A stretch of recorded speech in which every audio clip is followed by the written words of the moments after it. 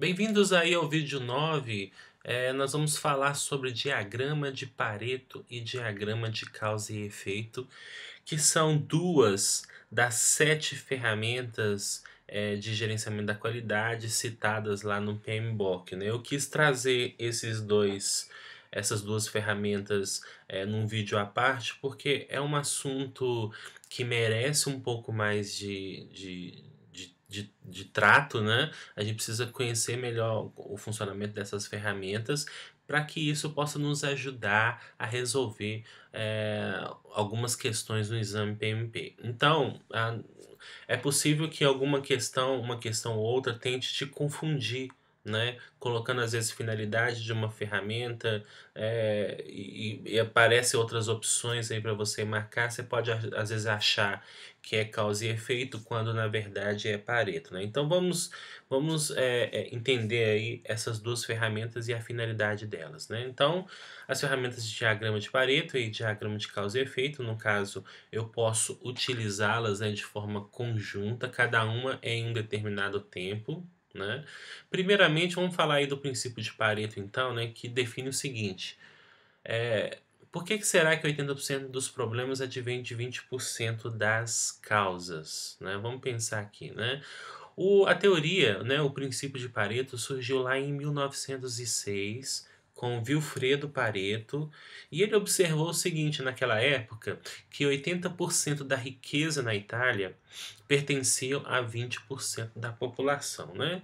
E aí mais tarde, né, nós tivemos aí Joseph Juran, né, que ele expandiu o princípio de Pareto para a esfera organizacional, e é justamente de onde que vem a expressão, né, 80% dos problemas advém de 20% das causas, né? Em homenagem a essa teoria, né, que ele desenvolveu, esse princípio, ele deu exatamente o nome lá do Vilfredo Pareto, né, fazendo alusão justamente à origem, né, da ideia que ele desenvolveu, que ele trabalhou. Então, em que se aplica o princípio, pessoal? Em tudo, né? 20, alguns exemplos, né, de aplicação de Pareto é o seguinte: 20% dos vendedores responsáveis por 80% das vendas, né? Você sempre vai ter um grupo menor em que esse grupo se destaca, né? E aí, né, essas pessoas muitas vezes vendem muito mais do que as demais, né? 20% dos clientes representam 80% dos lucros, né? Então, se eu sei disso, né, se eu sei que 20% dos clientes representam 80% do meu lucro, eu preciso justamente desenvolver um trabalho especializado com esses 20%, né, com esses clientes, né? Eu preciso oferecer algum serviço, né, um atendimento diferenciado para eles. 80% dos livros vendidos são de 20% dos autores. Então, se a gente começar a investigar, vai numa livraria, vai em duas livrarias e verifica os livros que estão em destaque, né? Certamente são livros aí dos mesmos autores, né?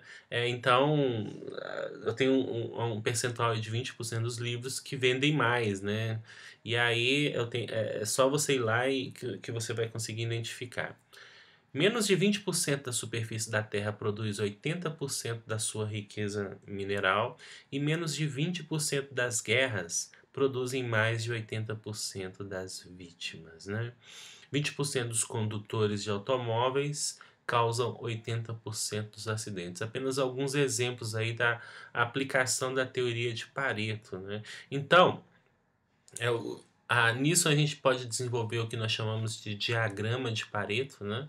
É um tipo de histograma que diferencia e organiza os resultados dos mais frequentes para os menos frequentes, ajudando a identificar a causa raiz que estão gerando a maioria dos problemas, certo? Então vamos lá. Ajuda a concentrar a atenção nas questões mais críticas, isso é uma outra característica. Então lembre disso aqui, olha. Organiza os resultados do mais frequente para o menos frequente, ajudando a identificar a causa raiz, ok? Isso é característica do diagrama de Pareto. Ajuda a concentrar a atenção nas questões mais críticas. Se eu coloco do mais frequente para o menos frequente, evidentemente eu vou trabalhar inicialmente o mais frequente e eu vou estar concentrando a minha atenção no que eu considero mais crítico, né, ao organizar as informações dessa forma. E outra informação importante referente ao diagrama de Pareto é que ele prioriza possíveis causas dos problemas, tá? Isso é uma outra característica aí de Pareto. E também separa os poucos críticos dos muito não críticos, né? Mesma coisa no primeiro parágrafo aqui, né, que nós quisemos nos referenciar. Bom, vamos ver uma aplicação do diagrama de Pareto, né? Vamos imaginar um cenário, né? Tá aqui descrito. Durante o exercício fiscal de 2013, em um projeto qualquer, verificou-se que a taxa de rotatividade, a turnover, foi relativamente alta, prejudicando o desempenho do projeto. Como medida para tratar o problema, você propõe classificá-los de maneira a reduzir o impacto desse problema, né, perdão, de maneira a reduzir o impacto desse problema. As causas identificadas durante as entrevistas de desligamento foram. Então lembra, pessoal, da lista de verificação? Pois é, eu posso eventualmente no planejamento do projeto ter montado uma lista de verificação para poder avaliar a taxa de rotatividade. Como é que funciona isso? Como é que é isso, né? Eu sei que, por exemplo, posso ter um histórico de rotatividade alta no projeto anterior, né? E eu quero agora atuar de maneira a identificar as causas e tratar o problema na raiz, ok? Lembrando que taxa de rotatividade é algo que nenhuma empresa ou mesmo projeto deseja, porque a gente perde muito, né? A gente perde conhecimento da pessoa que vai embora e o projeto pode custar mais caro, porque eu vou ter que recrutar, vou ter que selecionar uma nova pessoa. Enquanto isso, né, o projeto pode estar parado, né, até chegar alguém para poder dar andamento no trabalho, ok? Então os impactos podem ser altos nesse sentido, quando tem uma taxa de rotatividade alta, certo? Então eu montei minha lista de verificação, né, e na minha lista de verificação, coloquei alguns itens, por exemplo, proposta de empresas concorrentes, falhas no processo de seleção, problemas disciplinares, não adaptação ao trabalho, motivos pessoais, questões salariais e outros motivos. E aí, durante um determinado tempo, né, durante o projeto, eu fui perdendo algumas pessoas, né? E no final, né, no momento de fazer o desligamento da pessoa, eu fiz uma entrevista com elas, né? E nessa entrevista eu solicitei, por exemplo, que elas me informassem o motivo da saída delas. Por que elas estão saindo da empresa? Porque elas receberam propostas de concorrentes? Né? Ou então, né, a equipe interna pode avaliar também, né, falhas no processo de seleção, eventualmente ter ocorrido. De repente o gestor me reporta essa informação, né? Pode ser a pessoa que recebeu uma proposta, ou então o gestor ali que está me ajudando a alimentar essas informações. E eu comecei a catalogar, né, a saída das pessoas, né? Coloquei aqui, né, registrando aqui a quantidade de pessoas que saíram, né? E agora eu quero, bom, né, com base nesse cenário, eu quero tomar uma ação gerencial, né? Como é que vai ser isso? Primeira coisa, pessoal, quero montar um diagrama de Pareto. Eu vou ter que pegar as causas, né? eh, e as suas devidas frequências. Eu preciso dessa informação aqui, né? E uma vez que eu tenho essa informação, eu vou começar a priorizar, né, por ordem de ocorrência, do mais frequente para o menos frequente. Qual que é o mais frequente aqui? Exatamente o 3, né, com 30. Depois eu tenho o 2 com 15, depois o 6 com 11 e assim sucessivamente, né? Essa é a minha priorização. Quando eu priorizei, né, no caso aqui, né, gerou, né, os quantitativos de cada um deles, e aí quando eu priorizei, ficou assim: problemas disciplinares primeiro, falhas no processo de seleção segundo, questões salariais terceiro, e assim, né, sucessivamente, ok? Então, na sequência, o que que eu preciso fazer? Eu preciso acumular esses valores. Então, repito o primeiro, somo com o segundo, 45. Somo com o terceiro, 56. Que no final vai dar um total de 85, certo? Então, 85 ocorrências ao todo, né? E agora eu vou fazer o percentual acumulado. Como é que eu faço isso? Eu vou pegar aqui 30 dividido por 85. Quanto que dá? 35%. Depois, 45 dividido por 85. Quanto que vai dar? 53%. No final, vai dar 100, né? Porque 85 dividido por 85 vai dar os 100% aqui no caso, né? Então, eu já tenho aqui os meus percentuais. E na sequência, o que que eu vou fazer? Eu vou determinar quais as ações, quais os problemas eu vou priorizar. Então, se eu optar por trabalhar os dois primeiros, olha só, gente, que interessante, né? De 2, 3, 4, 5, 6, de 7 esforços que eu posso empreender, né, e que consumiria muito tempo, que talvez seria até impossível, né, devido às outras prioridades no projeto, eu tratar todas as questões. Então, eu vou ter que selecionar aquelas responsáveis pela maioria das frequências, né? Então, com o menor esforço possível, digamos assim, eu posso já resolver cerca de 53%, né, do problema de rotatividade, fazer com que caia pela metade, né? Apenas com uma quantidade de esforço menor, ok? Eu consigo um impacto maior. Então, essa é a ideia do diagrama de Pareto, né? Que eu priorize, né? Eu tenho que definir. O meu tempo é escasso, né? Não dá para às vezes para resolver todos os problemas de uma vez. Então, eu vou criar uma priorização aqui. E agora eu tenho uma visão, olha só.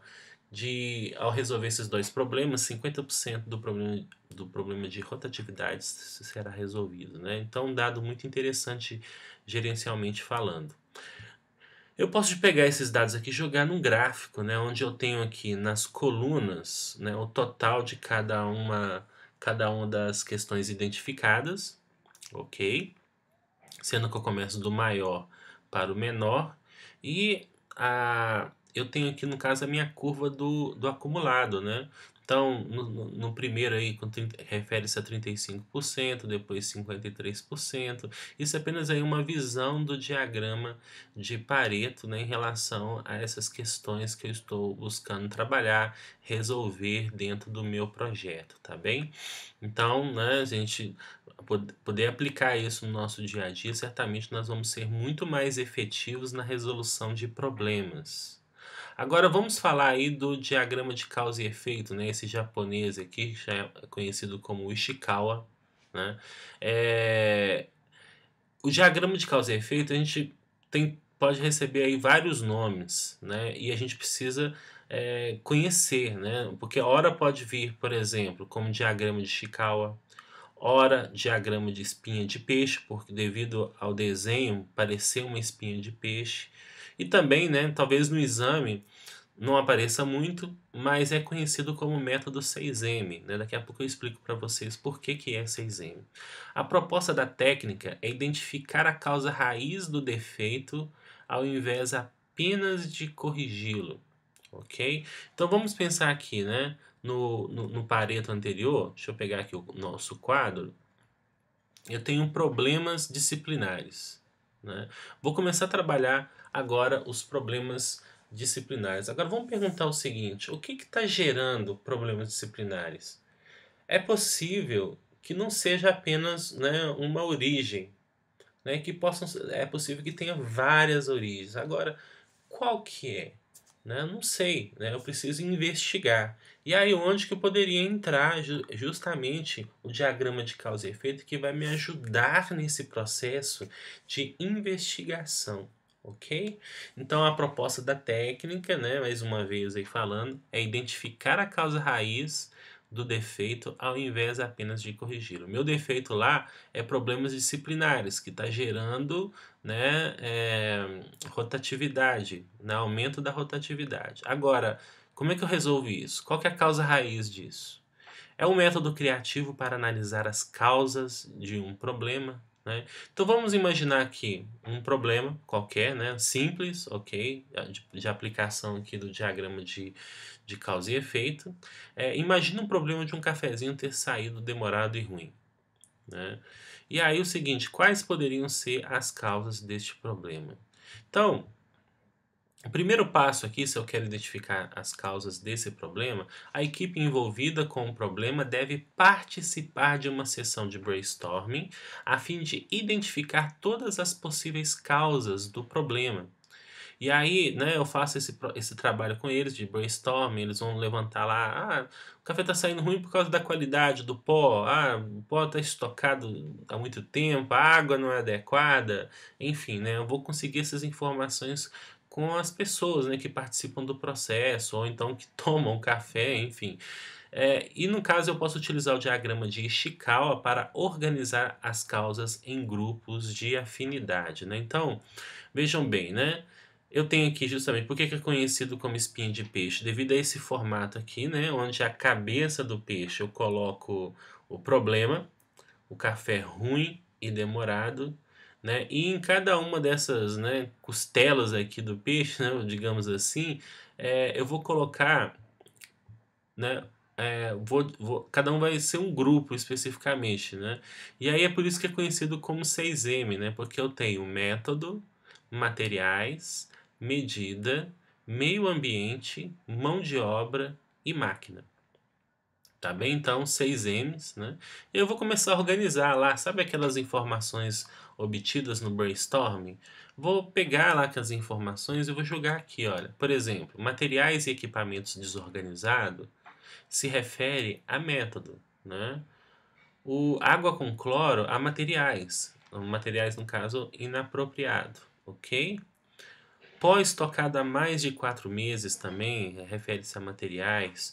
Quantidade de açúcar e pó sem padrão, né, isso ora o café está forte e amargo, ora forte e doce demais, e enfim, e pode ser também fraco e doce, fraco e e amargo, enfim, né, tá sem padrão, né, esse foi um problema identificado. Armário distante do fogão, aí já é um impacto relacionado ao tempo, ok, então isso pode ter um impacto aí. Profissional sem treinamento, né, não sabe fazer o café, às vezes não sabe definir a quantidade adequada. E o coador velho, né, com vazão maior do que o normal, o que faz com que o café ele tenha pó, né, fica pó no fundo. E é desagradável, você tá tomando um café e depois sentir, né, o pó atravessando a sua garganta, enfim. Olha só, se eu quiser melhorar o café e o tempo de preparo do café, não adianta eu dar só o treinamento para a pessoa, isso vai resolver o problema apenas parcialmente.